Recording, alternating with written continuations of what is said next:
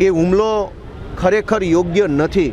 હું સત્તામાં નથી, મારી પાર્ટી સત્તામાં નથી, હું મંત્રી નથી, હું મુખ્યમંત્રી નથી, કે અમારી પાર્ટીની સરકાર નથી કે તમે અમને પ્રશ્ન પૂછો ને અમને જૂતા મારો કે ચપ્પલ મારો. દોસ્તો, મેં જોયું, હું વક્તવ્ય આપતો હતો ત્યારે કે અચાનક અનેક પોલીસવાળા આ બાજુથી આવવા લાગ્યા, મારા ડાબા હાથ બાજુથી. 2-4 પોલીસ કોન્સ્ટેબલો આ બાજુ જમણી સાઈડ ગોઠવાયા, 2 લોકો અહીંયા સાઈડમાં ડાબી સાઈડ ગોઠવાયા, એક પોલીસ ઇન્સ્પેક્ટર, એક PSI ને ASI ત્યાં ગોઠવાયા. અચાનક પોલીસ મુવમેન્ટ વધી ગઈ.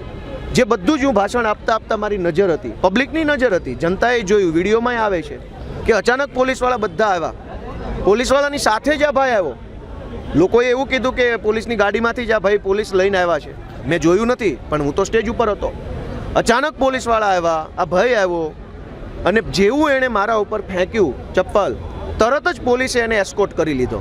એનો અર્થ એ થયો કે ભાજપના ઈશારે પોલીસવાળા મારા ઉપર ચપ્પલ ફેંકાવનારાને લઈને આવેલા ને પાછું એસ્કોર્ટ કરીને પાછો લઈ જવાની પ્લાનિંગ સાથે આવેલા.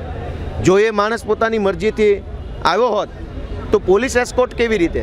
અચાનક જ બધા પોલીસવાળા આવી ગયા ને એને જેવું એણે ફેંક્યું તરત એને પોલીસે એસ્કોર્ટ કરી લીધો. એનો અર્થ એ થયો કે પ્રી પ્લાનિંગથી મારા ઉપર હુમલો કરવામાં આવ્યો છે.